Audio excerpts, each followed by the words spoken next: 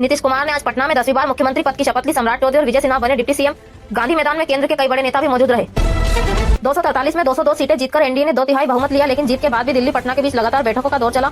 सूत्रों के मुताबिक पावर शेयरिंग को लेकर मतभेद अभी भी जारी है।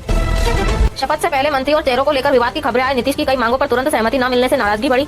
दिल्ली में देर रात तक बैठक के लगातार हालात संभाले गए। शपथ से पहले जेडीयू बीजेपी नेताओं का दिल्ली आना जाना बढ़ गया। ललन सिंह समेत कई नेताओं ने हाईकमान से लिस्ट पर चर्चा की। उधर पटना के गांधी मैदान में तैयारियां पूरी कर ली गई। शपथ से ठीक पहले नीतीश कैंप के चेहरों की शाह से अहम मीटिंग हुई। चर्चा क्या चेहरा पहले तय था या कोई बड़ा दांव चला गया? इस मुलाकात ने बिहार की अंदरूनी राजनीतिक हलचल बढ़ा दी है। रिपोर्ट्स में दावा मुख्यमंत्री बदलने का प्रस्ताव भी सामने आया। नीतीश ने संकेत दिए वे पद छोड़ने के मूड में नहीं है। बीजेपी पर भी गठबंधन मैनेजमेंट का बड़ा दबाव बना हुआ है। जेडीयू की बैठक में नीतीश को सर्वसम्मति से नेता बनाया गया। यही फैसला उनके सीएम बने रहने की औपचारिक मोहर बना। डिप्टी सीएम के लिए सम्राट चौधरी और विजय सिन्हा लगभग तय रहे। शपथ की तैयारियों के बीच कांग्रेस की मीटिंग की खबर आई। बताया गया राहुल गांधी ने नेताओं को ब्लूप्रिंट सौंपा है। 6 सीटों पर सिमटी कांग्रेस अब आक्रामक रूप अपनाती दिख रही है।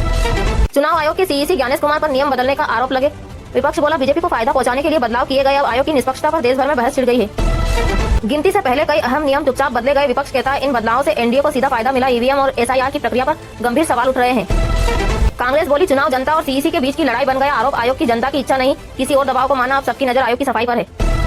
जीत नीतीश मोदी की नहीं, ज्ञानेश कुमार की बताई गई। एसआईआर और नियम बदलाव के नए तथ्य सामने आए हैं। विपक्ष बोला नतीजे पहले से स्क्रिप्टेड थे।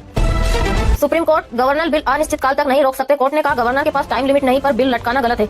निर्णय राष्ट्रपति गवर्नर की भूमिका पर बड़ा मार्गदर्शन है। ये फैसला राज्यों और केंद्र के बीच विवाद में अहम माना जा रहा है। अंतर्राष्ट्रीय बाजार में सोना आज थोड़ा चढ़ा। दिल्ली में 24 कैरेट सोना करीब 1,23,000 प्रति 10 ग्राम रहा। चांदी 1,56,000 से 1,57,000 प्रति किलो में ट्रेड हुई। आज एमपी सेट 2025 के आवेदन की अंतिम तारीख है। एमपीपीएससी की वेबसाइट पर रजिस्ट्रेशन आज ही बंद होगा। योग्य उम्मीदवारों को तुरंत फॉर्म भरने की सलाह है। ऑस्ट्रेलिया के विदेश मंत्री भारत आने वाले हैं। वे एस जयशंकर से मुलाकात कर सुरक्षा और इंडो पैसिफिक पर चर्चा करेंगे। दोनों देशों के रिश्तों को मजबूत करने में ये विजिट अहम है।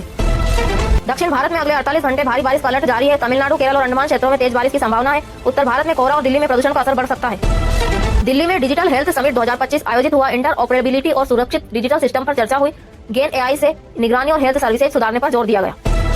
आज सुप्रीम कोर्ट में 2020 दिल्ली दंगों के केस की बहस हुई। पुलिस ने सजरील इमाम के भड़काऊ बताए गए वीडियो क्लिप दिखाए। कोर्ट तय करेगा ये भाषण आजादी है या कानून का उल्लंघन।